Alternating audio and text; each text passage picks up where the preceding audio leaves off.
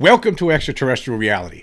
Today's episode is going to be somewhat of a follow-up to the previous show where I talked about the debunkers and which ones were stupid or lying. And later on, I'll get into some of the comments I received on that latest episode. But before we do, I want to talk about myself and the fact that at one point in this life, I was stupid about this. I really was stupid. I fell into the category of stupid. Basically, that was because I was completely oblivious to the reality that there is a presence here, an alien presence, whether extraterrestrial from other planets or interdimensional or whatever, wherever they come from, right? I was oblivious. I fell into the camp of stupid at one time. So now I have brought this up before, but I think I want to get into a little bit deeper, being that I just did an episode calling a bunch of other people either stupid or liars.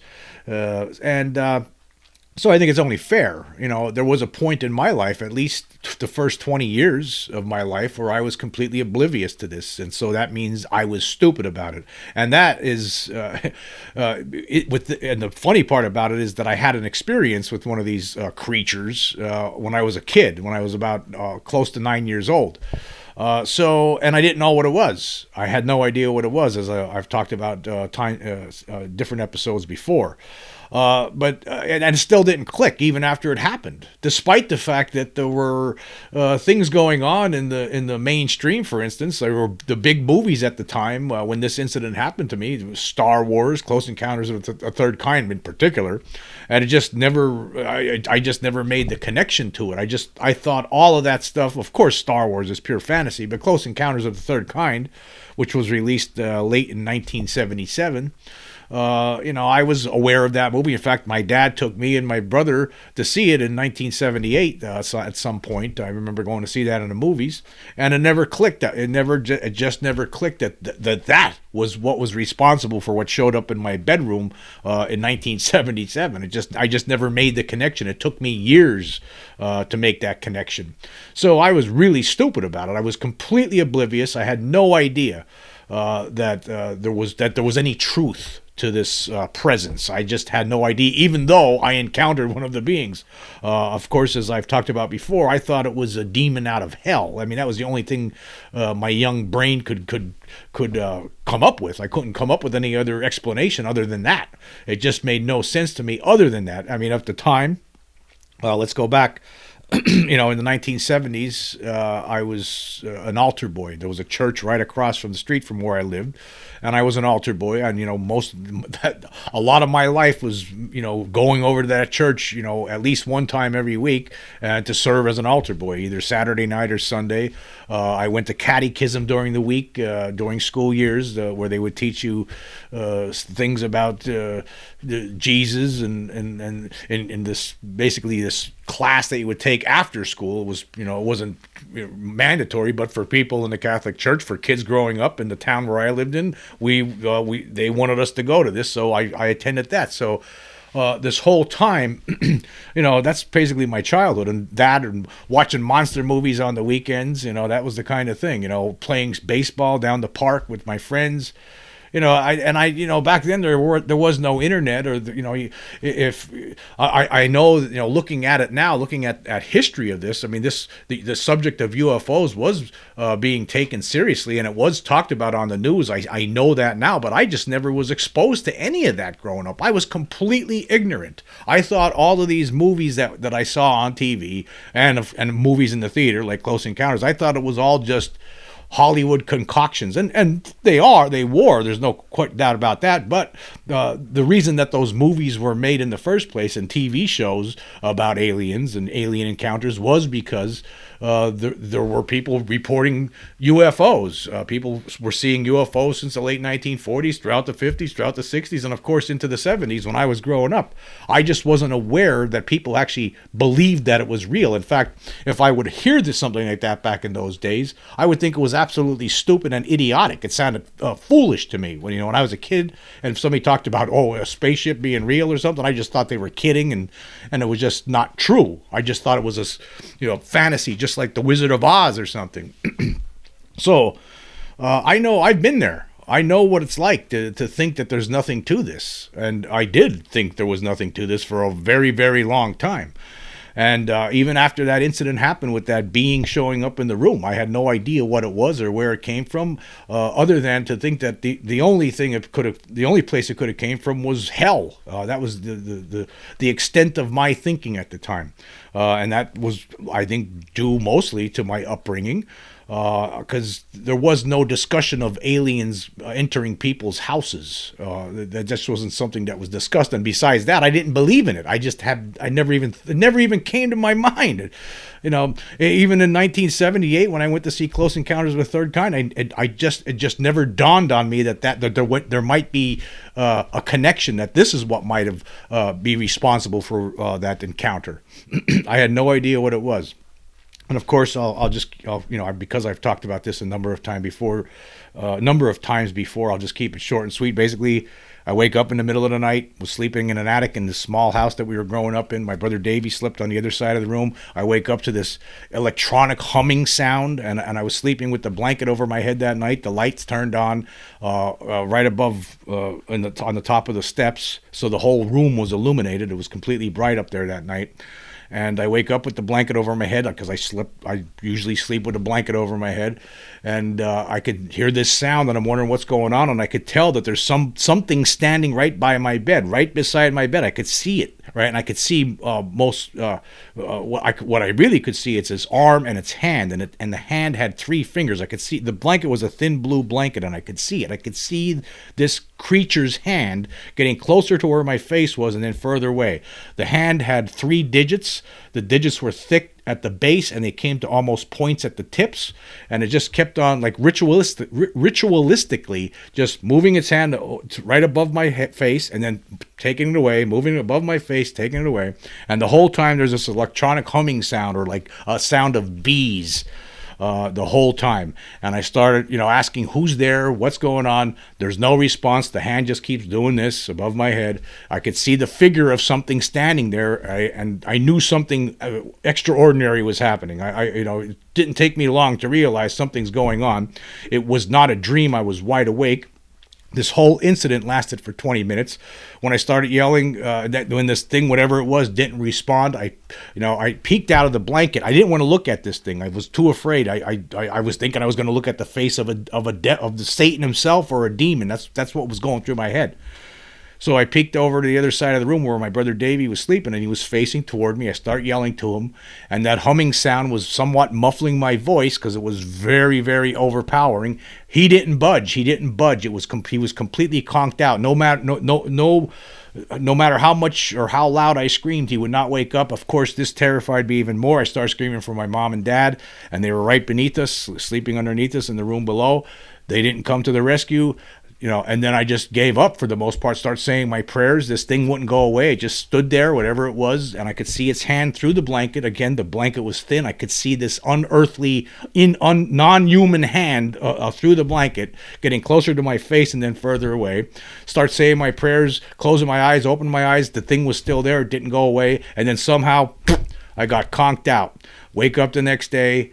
Tell everybody about it. Nobody believes me. It was just a dream. And life goes on. I had to accept it. Nobody's going to believe me. In my head, I realized I'm just a kid. No one's going to believe me.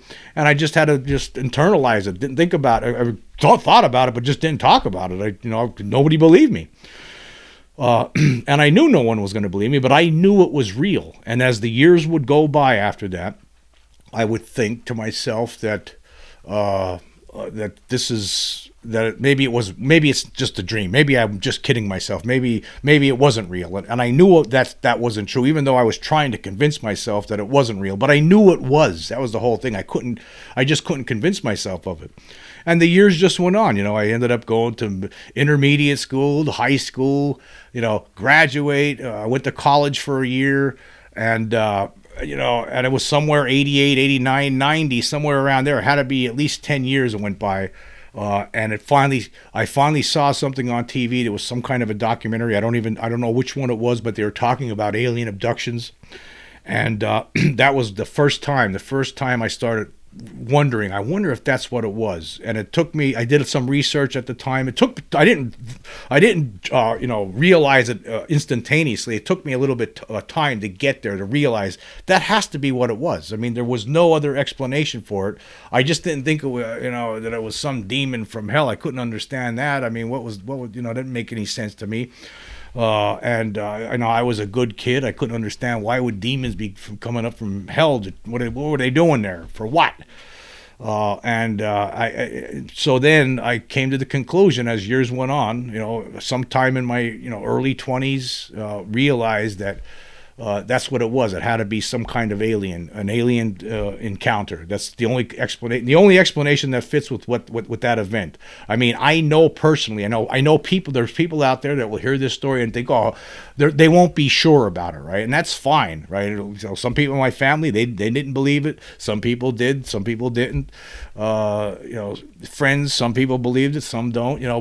There's nothing I could do about it. The important thing is that I believed it. I know that it was real. Right? When something like this happens to you, you know it, and you know if it's real or not. And so that was the important part to me, and I understood that it was real. And then it was during the early 1990s where I started becoming more and more interested in it. I started watching more documentaries on this. I know that I had taken out a couple of books at the library every now and then to read about UFOs. Not much though, but enough. I was developing an interest in this subject. I knew that it had to explain. That was the only explanation to what happened to me when I was a kid. It took a long time. And then, of course, in 1994, during a fishing trip with a friend, a nighttime fishing trip, we both saw a UFO up close and personal, an object that made absolutely no sound whatsoever, was hovering just, was only 2.5 stories off the ground. I was within 20 feet of this thing. It was gigantic. It was as big as a house. It had 3 giant lights on it. It made absolutely no sound. And I still talk about this incident with my friend to this day. Every now and then we'll bring it up and discuss it. And he's convinced, just like I'm convinced, that it could not have been of this earth. So I had the 2 different encounters, one with an alien and when I was a kid, and then later on seeing a UFO, and the rest is history. I've known now, like when you have these kind of things happen to you, right? There's no more debate. I mean, you see something with your own eyes, it's over, and you understand that we're not alone. But I go back. I'm going to want to go back to when I was stupid, because there was a point in this life where I was not the way I am now. Let's just put it that way. I would think it would be, when people would talk like that, I would think it was silly. I wouldn't even consider it. Wouldn't even think about it. Again, it was during a time, like if something showed, like say there was a special on TV about UFOs back then. If you didn't watch it, you missed it. That was it. There was no VCRs in the 70s or anything like that. I mean, most people didn't have that kind of thing anyway. It wasn't until the 80s when that stuff started cropping up. And so if there was something special on TV about this, I didn't know about it. The first thing I ever saw about it actually was in 1980 when my dad was watching an In Search Of episode, and it was about the UFO crashes, and Roswell was discussed in that episode.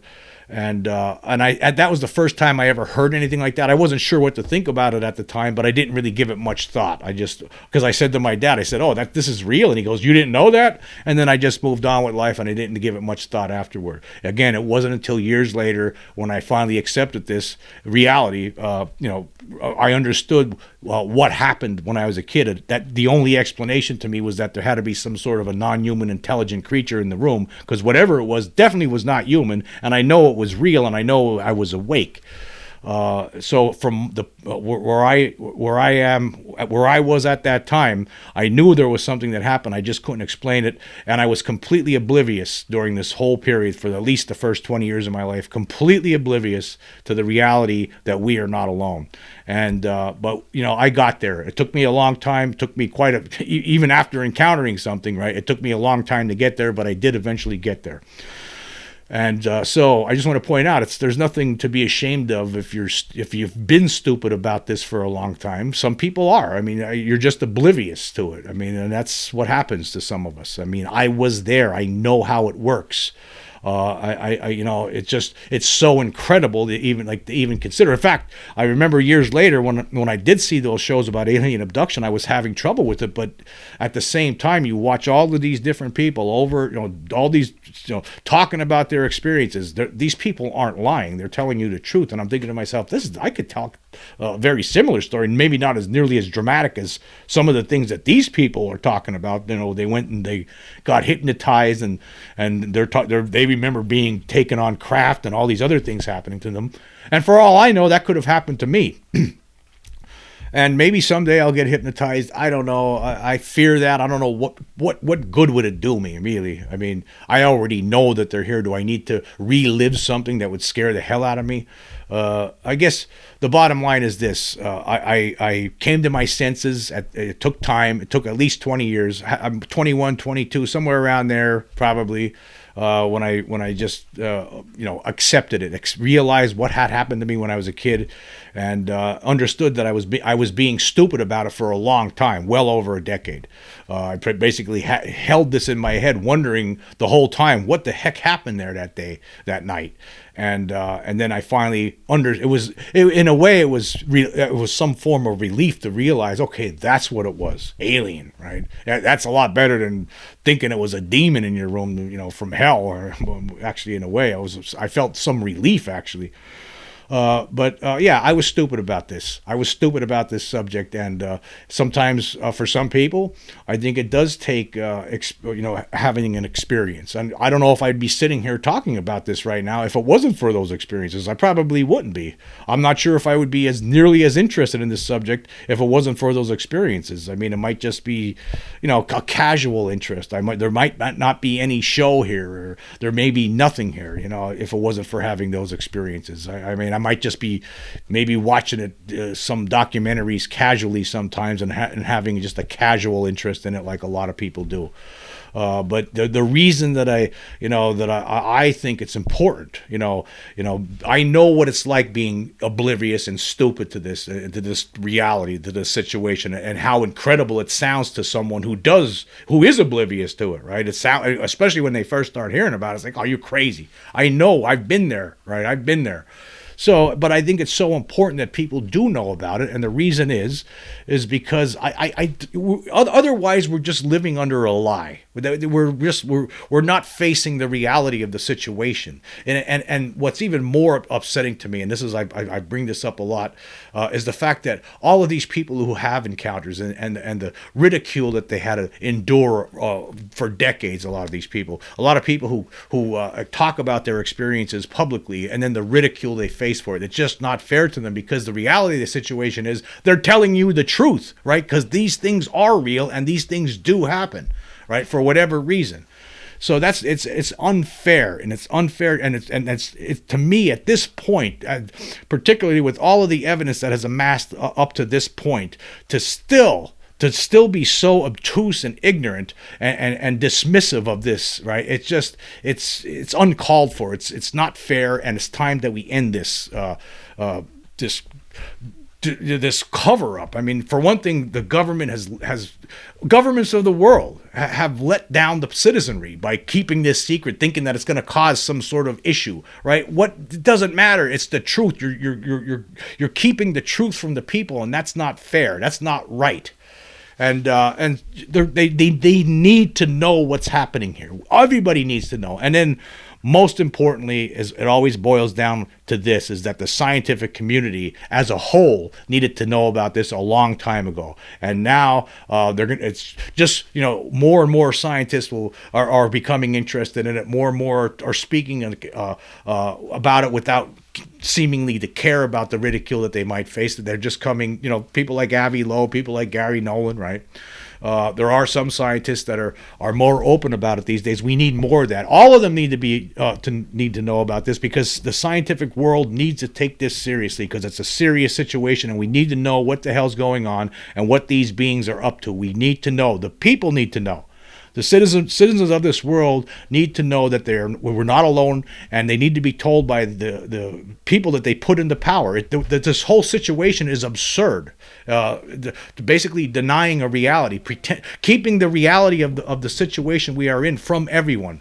And it seems to me, right, the only reason is, oh, we want to try to reverse engineer this stuff so we get an upper hand on our enemies. That seems like to be the biggest reason to me.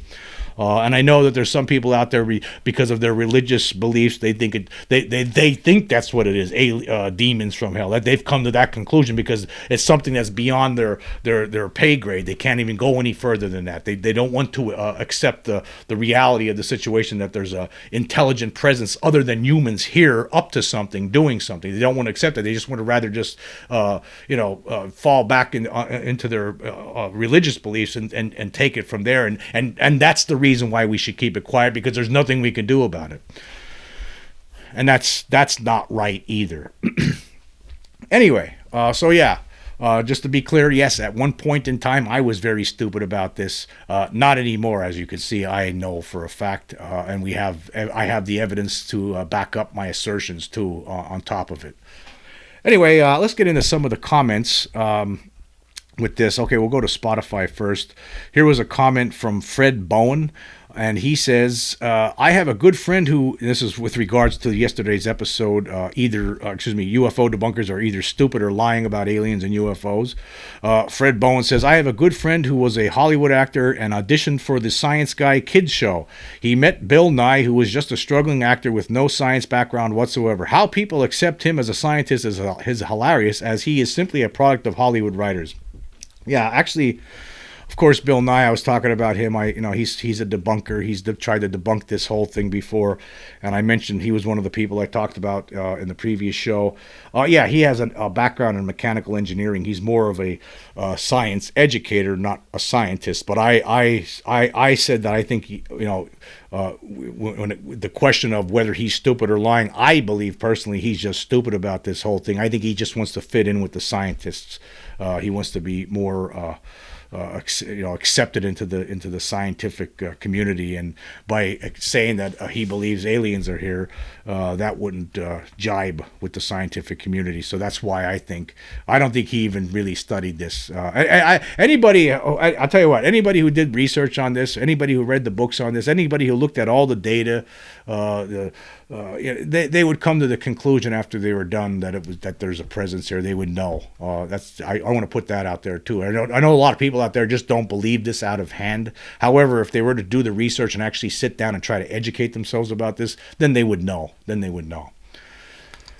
Okay, then there was another comment here from Silver Cuda.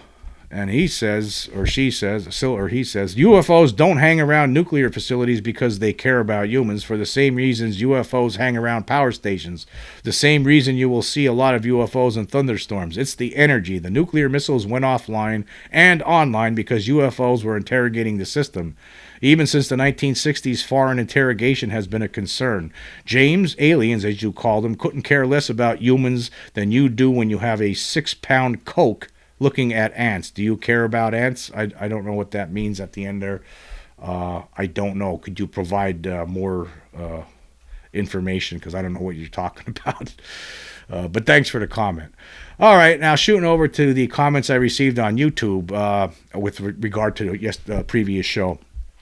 Bugsy Boy says, all these debunkers cannot be this stupid. I'm convinced that they've got to be on somebody's payroll. Of course, out of the 8 debunkers who I talked about yesterday, personally, I said that, I came to the conclusion that 4 of them were stupid and 4 of them were lying.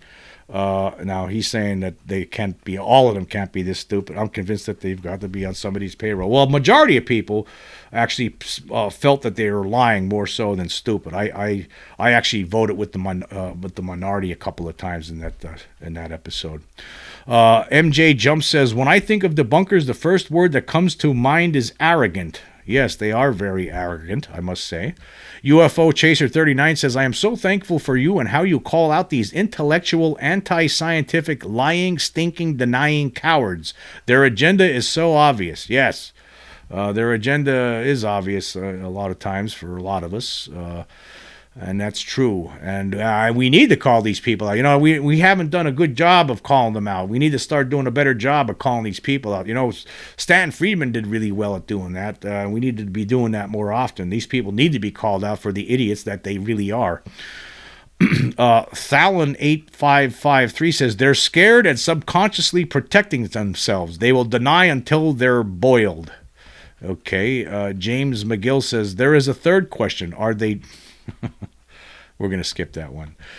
T-Bone says, what irritates the blank out of me about these debunkers is how they are immediately so sure that it's not alien or NHI. How are they so convinced that it's not? I mean, I don't know what lives in all that space up there, but I know one thing we do. We are living, breathing beings flying around on a rock in space. So why is it so hard to believe? You witness life in space on a daily basis. So again, how are they so convinced it's not ET life?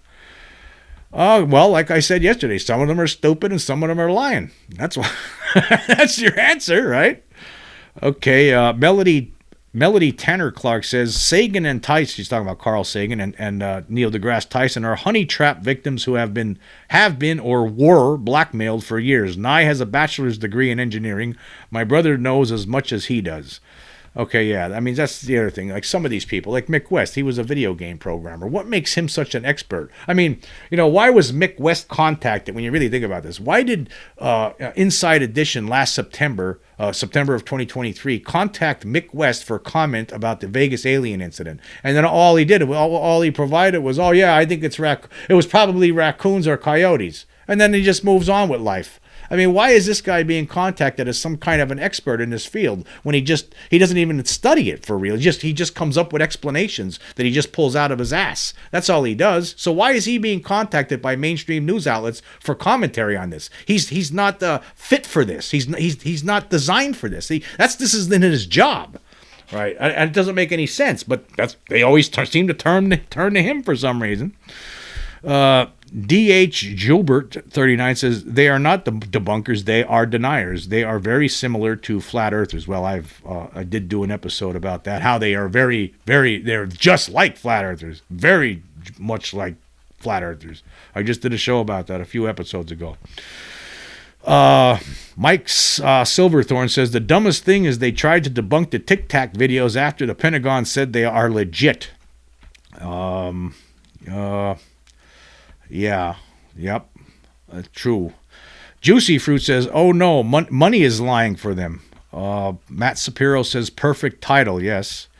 Let's see who else commented on here. Matt Sapiro says, I've noticed a very calibrated slow shift in Tyson over the last year or so. He seems to be carefully controlling his switch over from joking skeptic towards something more in the direction of maybe it's something. I guess this is what might pass for progress these days. Okay, so now Matt Spiro is noticing that there has been changes in Neil deGrasse Tyson. Maybe he's not, I haven't seen him lately, but maybe he's not making ridiculing it as much as heavy as he used to. Who knows? Bill Davis says, 11 minutes in, Jim. Ha ha. We both say Susan from Gorilla Skeptics is stupid. Way to go, buddy. Oh, thank you. Yes. Yeah, I think she is with regard to this subject. I'm not, here's the thing. I'm not trying to say these people are just, they're stupid when it comes to this subject. That's all I'm trying to say. They're stupid when it comes to this UFO and alien subject because obviously they haven't educated themselves on it. Because anybody who would educate themselves on it, there is only one conclusion. Steph Mann says, great work, Jim. Do you think there could be a way to interview the Las Vegas family to get a better understanding and description of what they saw? Well, they, as Scott Roeder talked about recently, they don't want to ever talk about this again. They just want they want it to go away. They don't want to talk about it. They didn't like the response they got from the public for the most part. A lot of people were calling them liars and they said it was a hoax when it wasn't. The mother actually made a statement to News Nation earlier this year that what does it matter? Nobody believes us anyway. Well, that's not true because there are a lot of people out there who believe you, and you actually the evidence is on your side. So I hope someday that they would want to talk about this while it's still somewhat fresh. Let's see. Thomas Rivera says, I can't believe over all the years of people claiming they have witnessed or even claimed to have been abducted that this subject hasn't been investigated further and taken more seriously. Something is up here, especially when you do a deep dive on this. Yeah, you would think that there'd be a lot more people who would have investigated alien abductions. I mean, there's a lot of different names out there. A lot of them are not with us anymore, like Bud Hopkins, for instance, or John Mack. And David M. Jacobs, he's in his 80s now. And there's just not a lot of people who are doing research into this, and you would have to think that that's the most integral, most important aspect of this. I mean, that's, if we want to learn about what's going on here, that's where we need to be starting. I mean, that's where the rubber hits the road. So yes, I agree. Ronnie says, I love this. And Christopher Gazaway says, stupidity certainly accounts for a lot. That and the deliberate liars. I have not seen a lot. If anything, I've seen could be debunked going by common knowledge. I would have debunked it myself. Used to think it was just the religious fanatics that were sure they knew everything. No, it's not. It's actually a lot of these debunkers. They're very sure. They already know without even have to research it. They don't even have to do any research. They already know, a lot of these debunkers. They already know there's no such thing as aliens in their heads. They don't even need to do any research. They could just sit at home and just, think about it for a couple of minutes and then say, yeah, it's not true. And then they'll get brought on they'll get brought on Inside Edition and get asked their opinion about it, and they'll just give whatever opinion they just dreamt up, 5 minutes before they got called. That's what they are.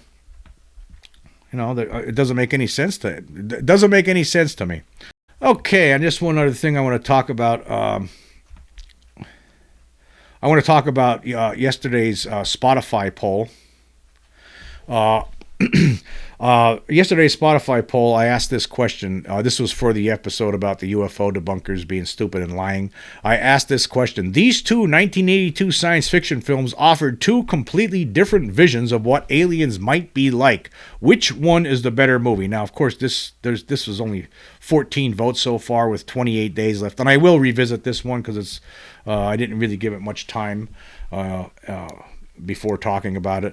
But anyway, I only gave two different movies from 1982. The Thing, John Carpenter's The Thing, and E.T. the Extraterrestrial, Steven Spielberg movie. And so far, 6 people, or 42.9%, say The Thing is the better movie, and 8 people, or 57.1%, say E.T. the Extraterrestrial, that is the better movie. I actually saw both those movies in 1982 in the movie theater. In fact, I remember my mom took us to see E.T. the Extraterrestrial, and then I really wanted to see The Thing, but of course I think I was only 13 years old at the time, and of course the movie was rated R, but because I was a big fan of the other one, the original one, and I really wanted to see this, and I begged them to let me go see it, and I went to the movies. They dropped me off at the movie theater. And my mom did after church one Saturday night, and I was by myself. And I remember I was worried because it was rated R that they weren't going to let me in. And I went up to the box office, and the old guy, I said to him, one for The Thing, and he looked at me for a minute or two, and then he just handed me the ticket. He knew I wasn't old enough, but he handed me the ticket anyway. And so I went in and I got to see The Thing, and then I realized when I got in the theater the reason he gave me the ticket was because there was hardly anybody else in there. It was like maybe 5 or 6 other people in this whole big giant theater, right? And so I got to watch The Thing. It actually was pretty neat to see it that way because I felt isolated. I was sitting in a seat all by myself with nobody around me at all, and it gave me that feeling of isolation as was portrayed in that movie, the same kind of feeling that the movie conveyed. So I'll never forget it, and I thought at the time it was great. I thought it was very scary, and I had seen E.T. a couple months earlier, and I thought both of those movies are really good. But The Thing was pretty much lambasted by critics at the time, and it ended up, it was a flop. It didn't make a lot of money. It was years later, as the years went on, it became a cult classic, and now it seems like everyone seems to like that movie a lot. But which one do I like the most? Wow, that's a tough choice. Both of them were so good. But both of them definitely had completely different visions for what aliens might be like. But I have to say I probably watched The Thing more times than I watched E.T. over the years. So I'm going to go with the minority on this one, at least the minority so far. And The Thing, John Carpenter's The Thing. I think that was the better one. Now, thank God, things aren't like that. Right, with this, it doesn't seem that way anyway. If that were the case, oh my God, thank God it's not like that. Anyway, I want to say this. I want to say thank you all for joining me today. Until next time.